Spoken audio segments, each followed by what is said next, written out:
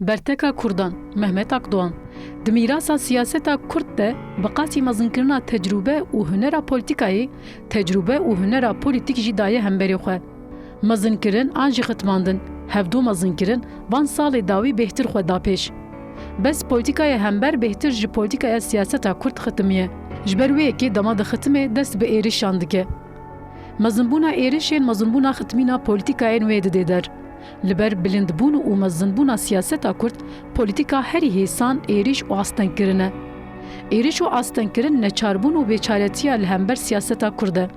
Ji bo ku mantiqê çareseriyê ya bi hevra jiyanê yan jî biratiyê hatiye tunekirin. Hewce bi polîtika û siyaseteke demokrat jî tune. Polîtikaya sed sala borî ev bû. Cihê peyva Kurd lêbe wek gayê çavsor êrişên pergala komarê bi hemû tundiya xwe li wê derê diyar dibûn. Karakterê komara tirga sed salên borî ev bû. Bêguman ew bû sedemên zirarên mezin bo gelên herêmê. Gelo sed sala nû dê ew polîtika, nêzîkatî û karakter bêne guherandin an na. Her çiqas ev pirs bêbaweriyeke mezin bide jî hêvî û meraqeke mezin jî heye. Hêvî weke çirûskeke zîq li esmanê bê hêviyê dibirqe. Bes ne ku ew hêvî û nêzîkatî û karakterên komarê dide. Bi her awayî ew hêvî û çavkaniyên xwe ji tevger û siyaseta Kurd digirin. Siyaseta Kurd bi hêza bîr û baweriyê damarên hecebiyên guherîna karakter di siyaseta komarê de dane raçandin û dê mezin bibin. Hêviya sed salê geç dikeve dê ew bin.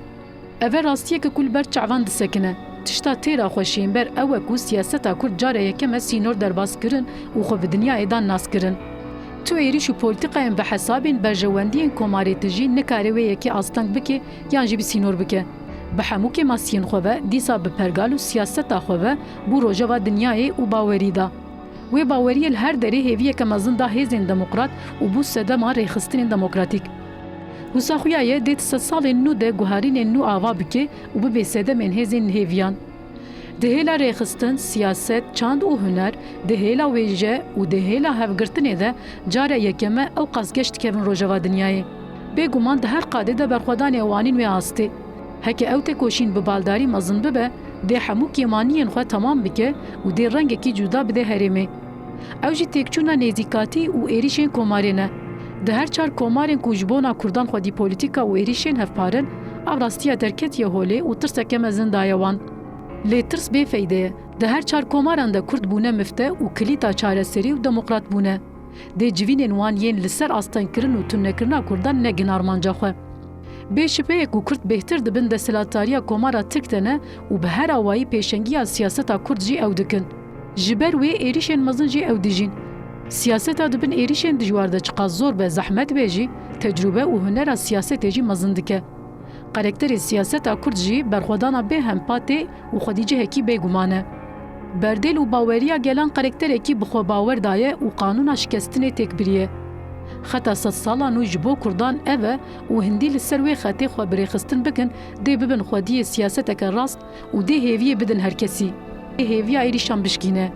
Tecrîd, partîgirtin, Gespa hesabên pereyan, girtina hilbijêran, talan û rêbazên êrişên çekdarî dê tenê xwediyê xwe tehjîr bikin. Dê bêdengiya muxalefetê jî tenê bibe parçeyekî polîtikayên komar û hikûmetê û tenê dê xwexapandin bi têra têkçûna wan hebe. Tuqalik û perdeyên demokrasî û sosyalîzmê jî nekarî wan veşêre. Nêzîkahiyan wan dê bibe bertek û xwe bizîvirînê rêxistin û siyaseteke xurt di rojên pêş de bi pêşengiya Kurdan serkeftinên mezin derxê holê. Berteka Kurdan bo hemû êrîşan dê xwe birêxistin kirin, hevgirtin, bêhtir tifaqa netewe, tifaqa rast û berxwedan be. Pira serkeftin û azadiyê û hêza çareseriyê evin. Bihara Kurdan û hemû gelan dê bi wê bê.